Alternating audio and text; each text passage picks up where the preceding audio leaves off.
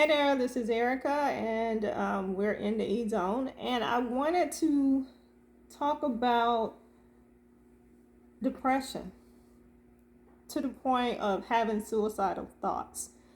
Um, Recently heard about some people who I didn't know, but they were friends or family members of people I do know that I'm connected with.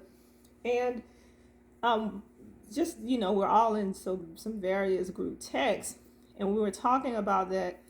These people committed suicide, they killed themselves or whatever. And one of the questions from one of my friends in the group chat was like, why is that number so high? Like, why is the suicide, like, why is depression so rampant, right? And my knee-jerk reaction was, this time of year, hopelessness just resonates with people, right? That it's the beginning of the new year, or you just went out of Christmas and went into New Year and you're lonely, or you're in a relationship that you don't want to be in. Social media has given us this illusion of people having these grandiose, happy lives with soulmates or people that they love, surrounded by family.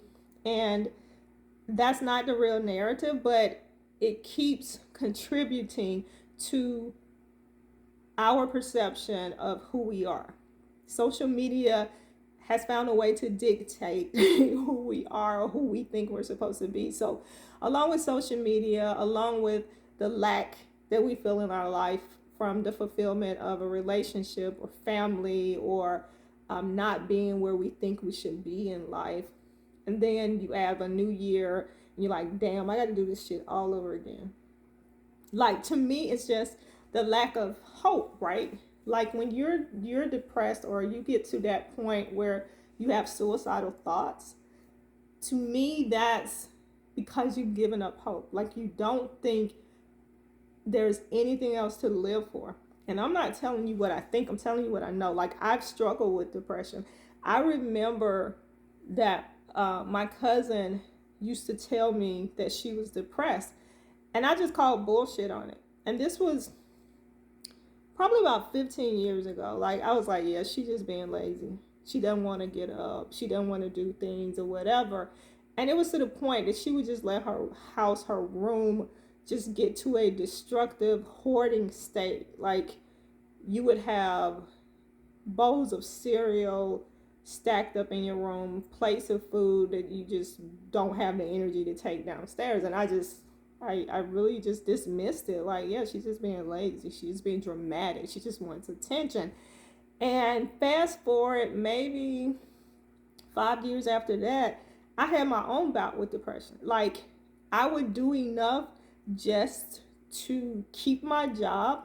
And thankfully, I've worked from home since 2005, right? So enough was simply getting to my laptop and getting through the day, getting through meetings, and you have enough. It's almost like, I guess, and I'm not a recovering addict. I've never been on drugs, but to me, it's the same thing as what I assume, and maybe I don't want to assume, but what I perceive a functioning drug addict or alcoholic is. Like, they can get, they can be productive enough to get through their day and to maintain a certain lifestyle, or at least a persona that they want people to believe is true about them, while at the same time they're just totally self-destructing, right? And that's where it was for me for destruction. I'm not gonna lie, I didn't want to bathe. I had insomnia. I think it was 8 or 11 days, I've forgotten now, that I did not sleep. Like, I would get in the bed and just get back up and just watch TV until the sun came up. And then I would go into my office and I would work. And yeah, I am not forgetting to mention that I didn't bathe. Like, yeah, bathing was like an effort. Bathing was an effort. Eating was an effort. Talking to people was an effort. The depression is real. Like, and then it gets to the point where you're like, people would probably be better off without you. Like, I really had those suicide thoughts. Like, and that was a time when I was traveling for work, so a lot. So if I got on a plane, my prayer used to be, Lord, and it still is, Lord, thank you for this life. If you choose to take me now, then I had a good life. Like, my prayer changed, I think, during that period. Like, maybe I didn't pray before the plane took off, or I was like, if you take me now, good. Like, I really felt like with the life insurance policy, my daughter would have been much better off anyway. Like, I really just got to that point. Not to the point where I wanted to kill myself, but I was so okay that if my life ended, I wouldn't have been stressed about it. And not that we can control when we die anyway, but as when you have something to live for, or when you have hope, or when you're looking forward to tomorrow or to the future, which we know that we're in a now state, right? We should be in the present only. It's when you get to that point where you don't have hope, you really don't give a damn. You really don't care if it ends, how it ends. Whereas if you have something to look forward to, you worry about getting cancer or dying abruptly and leaving your family and your loved ones and your friends, and not being here to see a life event for your daughter or anybody, right? Again, just having that hope and wanting to be here. And I'll just say, the depression is real, and I think it's compounded now. I think it's exasperated. I think it's definitely at an all-time high, and I don't have the statistics. I haven't looked it up, but I'll just say it's getting closer now. And then you remember that year that Anthony Bourdain and Kate Spade, Robin Williams, all of those people who had the epitome of the lifestyles I would think that many of us would have desired, and they were just like, look, I quit. I'm done. I'm tapping out. I want out of this, right? So I can't even say that it was social media for them. It was just not being fulfilled. So, and then I saw a chef that I followed, Darius Cooks, and he had a mental breakdown. Not a mental breakdown. He had a meltdown. And if you guys follow him, he's entertaining, and I've been to one of his dinners, and this is not about Darius, but anyway, he went on to social media and he talked about having a meltdown and not knowing what the fuck was going on, and then acknowledge. And I know that I've seen before where he talks about depression, but this was where I guess it snuck up on him, and he didn't know what the root cause was. And he talks about mental health and getting help, right? And I think it's harder for men, or even the masculine energy, people who seem like they got it together, the ones who are the backbone of the family, of their relationship. They are the providers, the producers. That's some heavy weight.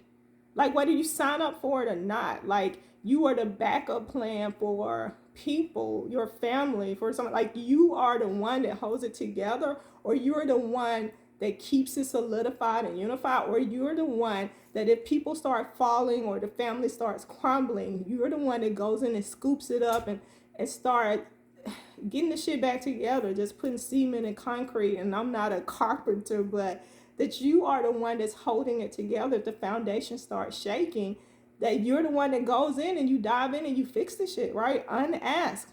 It's just assumed that you'll do it. You put yourself in that place that I'll do it. And it's heavy.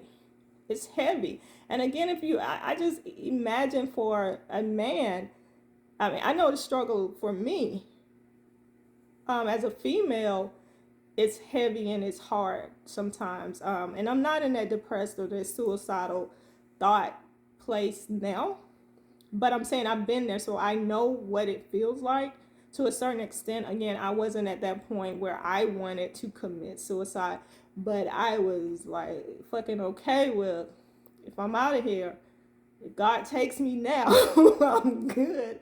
Whereas right now, like, God don't take me now. I got other stuff to do. Like, I got plans, right? Like, I'm living in the now, but I'm also manifesting some shit on this earth. Like, during this time that I gotta do. I got stuff to do. Like, no, you can't, don't take me now. Like now is not a good time for me, God. But I'm just saying that from a male perspective, I'm not a man. This is all perception, or this is what I feel. This is when, if I was from an empathetic standpoint, that I feel like a man has it harder because they are expected to carry this masculine energy and to always be in that I can protect you, I got you mode, or I can't cry, or I can't show you my feminine side, because I'm guilty of, damn, I don't like no whining man. I don't want a man with daddy issues.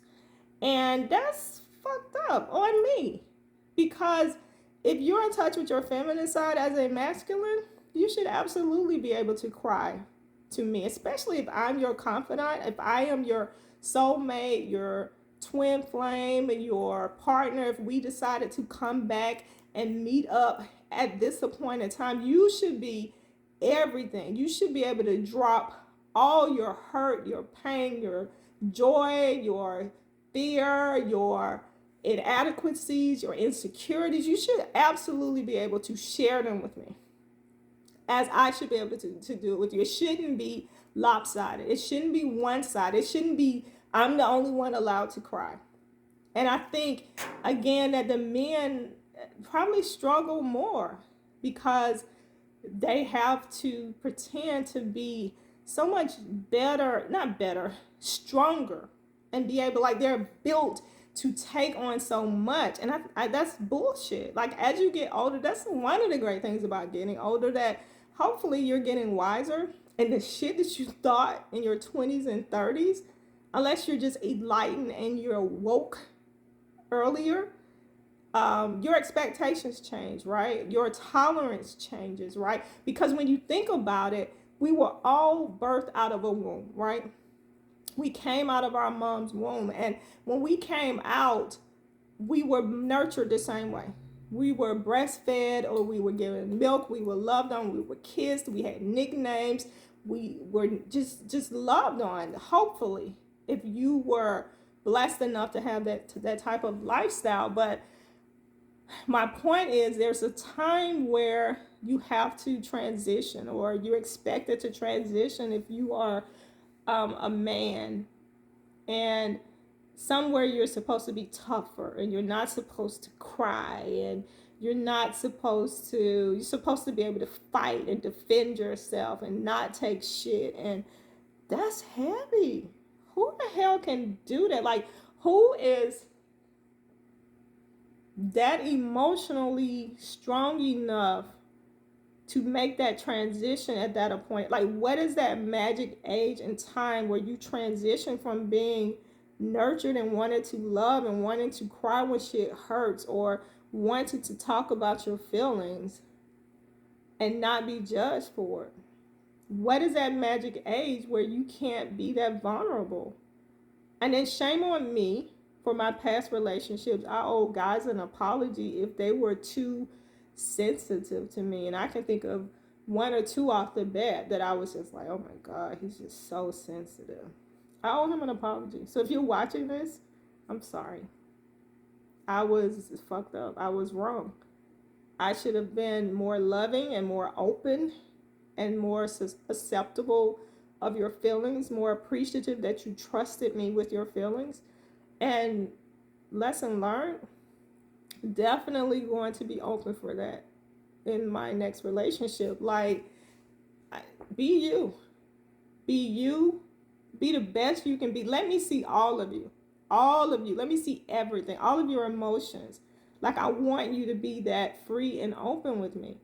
To the point when, if you're not happy in a relationship, or you're not happy in your life, I want to know. I don't want to be blindsided that you're leaving me and I didn't know you were unhappy in a relationship. I don't want to be blindsided that you have tried to take your life or you successfully took your life. I want to know that you're aching. I want to know when you are at your happiest. I want to know when you are at your lowest. And not that I want to save you, but I want to cuddle you. I want to hug you. And I want to help you get through whatever it is by whatever means necessary. Like, I want that kind of love. Like, I feel like that's one of the reasons that I came back to, like, to experience that, right? And hopefully I've experienced it before in a previous life. But I just, and I remember thinking that this was even in my 30s, that I was like, it's got to be hard being a man too, right? Like the rejection that you get from women. Probably not so much now because women are so assertive and aggressive. I think that's where social media has come in and kind of shifted our how powerful women are, how confident women are.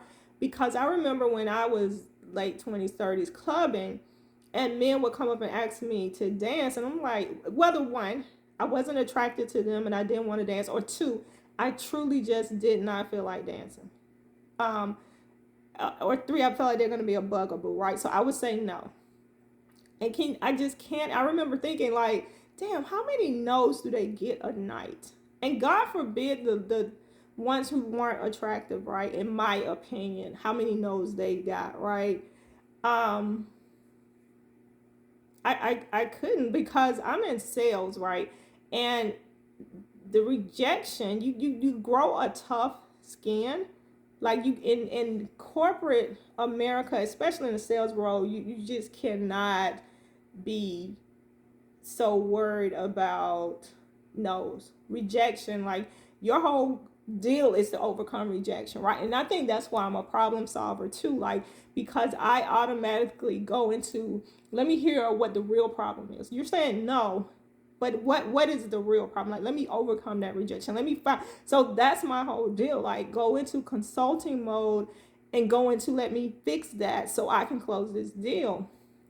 And I think in relationship, the same thing, right?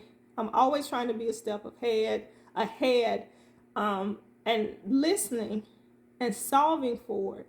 And I just don't know that thinking about suicide, thinking about depression, I'm not built for that. I don't think. I can definitely listen, but I want to make sure that my discernment is so enlightened, empowered, that I am so connected with source, that I'm so connected with spirit, I'm so connected with God, that I am aware when something's off with my loved ones, my family members, especially the strong ones, the ones who are portraying to be so happy and so strong, and I got this shit together. Everything's together. I'm just missing this one little part. I'm just missing that dude or that relationship or my soulmate. Like, everything else looks good. That not having that, whatever that gap is, that missing thing, that's the shit that could take you off. Like, that's the one that could take you to that ledge, because you don't know when you're freaking tired of waiting on whatever that missing link is, right? Because if you overthink it, if you start spiraling about how fucking long you've waited for whatever that missing piece is, it's like you walk yourself on that ledge. And I want to be in tune with myself and so aligned with source that I recognize that. And even I want to be strong enough to know when that I'm sinking, that I've gotten to that depressed state. I want to know when I'm at that point where I need to let somebody know I'm not okay. I need you to check on me. I'm not happy. I'm depressed. This shit ain't working. I need you to check on me. And not and that would be hard for me, because I'm truly a Scorpio, and I don't ever want to be a burden on anybody. And I have to get over that, right? I have to be strong enough to love me enough to ask for help. And that's what I want to convey to my friends too. And I also want to know, make sure that I'm paying attention, that I am seeing through the facades. I'm seeing through the text messages that everything's great. Um, I think that's important. That we're in tune with ourselves too, right? Like if we're crashing, if we're checking all the boxes, we're going through the motions, we are doing everything to keep the lights on. But when it's dark, or when people don't need us, or we don't have to keep the lights on, we don't have to check off tasks, do things on our to-do list, when that's that quiet time and you're with you and you're not happy with you at that point, we have to be able to have at least one person that we can reach out to. And maybe that's what we do. We have that conversation. I remember an app came out, was it last year, where these teenagers created this app. I think it's called I'm Not Okay. And you set up certain, you're confident, the people that you feel like you can trust to just set it up with the app. And all you had to do was go to that app and say, click on it and say I'm not okay. And it would send a text message to those people that you deemed you were comfortable enough to let them know that you needed help, that you're not at your best. And I thought it was a great idea, but I don't know that I would press the button. If I would I actually had the app on my phone. I didn't download it again. I just got a new phone this year, and I didn't add that app back to it. I don't think it actually mapped over, but just wondering now, even after I end this video, would I add it back? So in the comments, again, share this video. Give me your thoughts on this. Like, have you lost someone to suicide? Have you had suicidal thoughts? What do you think about therapy? Like, I'm on the fence with therapy. I think therapy is good, but I also believe in, if you keep regurgitating a past issue, or it's like a dog eating his own vomit to me. It's like you keep reliving it, right? So some kind of way, if I were to go back into therapy, and I've had therapy before, and I don't think I benefited from it, but I do believe that there are some great benefits from it. I personally don't think I did it, benefited from it, but it did give me an out. It gave me a place to totally download all of the shit that was in my head, to at least make space for something good and to reposition myself. But I just also feel like you have to be careful, because if you're still talking about the same things that give you angst or causes you to be sad and suffer, it's going to keep bringing up those thoughts, right? And somehow, and I guess that's where the great therapists, psychologists, psychiatrists come into play, right? That they can help you get into that and get out. Like, get in, get out. Get in and to identify the root cause if that's what you need, and then get out, and then start shifting to a place of better. Like, we all just want to be better, right? Like, and let's be real, we all have those off days. We have those days when we're in a funk. Like, that's what I call it. Like, man, I'm in a funk. I don't like pity parties. I don't have pity parties. I am definitely an introvert, and especially if I'm in a funk. If I'm feeling shitty, I will just go dark. I'll go radio silent. I'll half-ass answer my friends' texts, especially their group texts. All of them go on mute. If I don't want to be bothered with ancillary text messages or miscellaneous text messages about what I might at that time feel like is just silly, then they'll go on mute until I can get myself to a better place. So I don't think when I'm in a funk, that's not to me depression. That's just like my energy is I can't deal.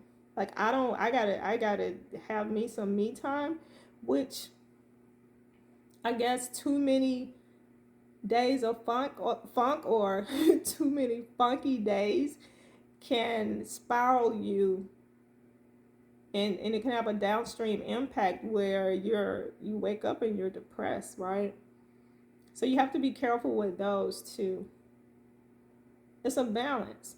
I think it's a balance because again, we're not always gonna have rosy days. Like if every day is fucking rosy, that's questionable in my opinion too. Like you're gonna wake up every day is fantastic. Every day you just feel great. Like if it is, shit, give me what you smoking or drinking or taking. Jokes. I don't want drugs. But I think everybody's you deserve a day of, all right, I'm not myself. I got to shake this shit off.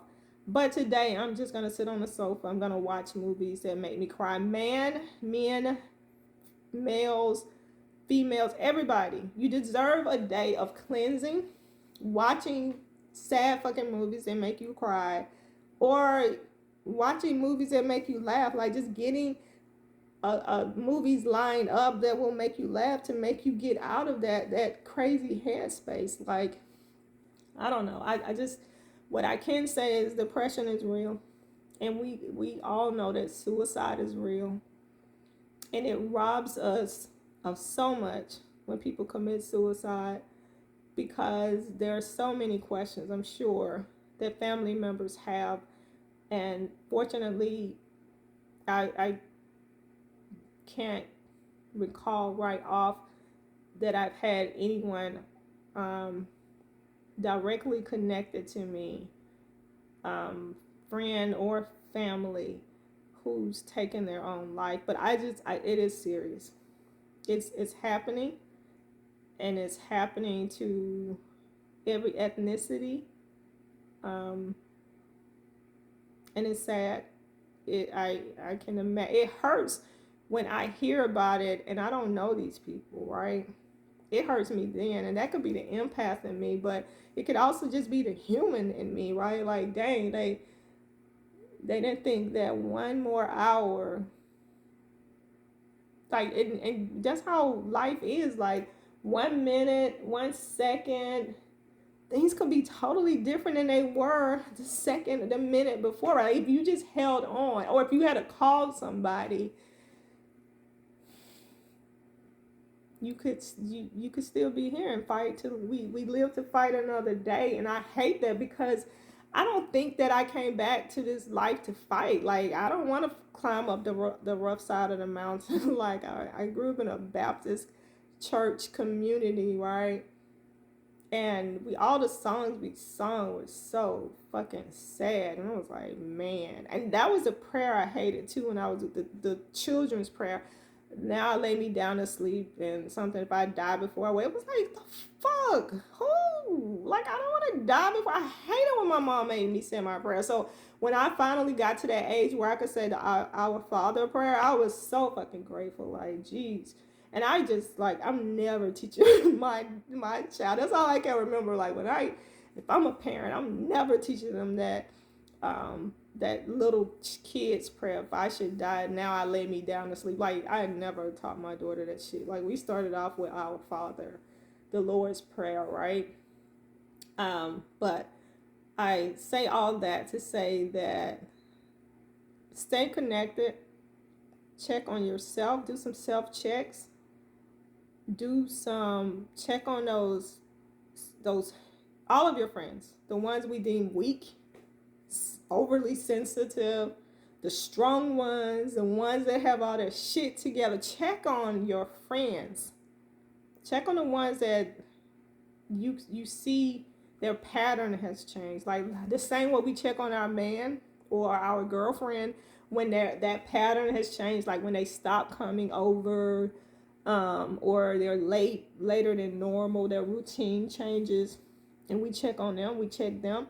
Do the same. Like, kind of, not that you're somebody's mom, and we all have enough shit to do, right? But this is the experience we came back to, right? We chose to come back. Whether you remember yourself in a past life or not, we are here for a reason. So it's part of the experience, and we have to engage. It's good to engage with others, right? We need other people's energy. We cannot live in this world alone.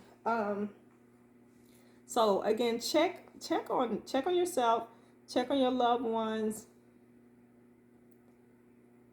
and just be mindful and aware of how you're feeling, and be truthful and ask for help. Ask for help. Like, don't be too proud. Don't let your pride get in the way. Pride comes before the fall, and don't fall. Don't give up. Don't that just hang on that one more minute, and then hang on another minute, and then hang on another minute, because I'm telling you, giving up, and before you give up and take your own life, call somebody. Call somebody. Suicide hotline, a church, 911, a friend, ex-lover, ex-friend. Call somebody. Reach out for help. Anyway, this is E in the E Zone. This is the E Zone experience. Thanks for watching. Again, comment, question, share, and I'll talk to you later. I love you.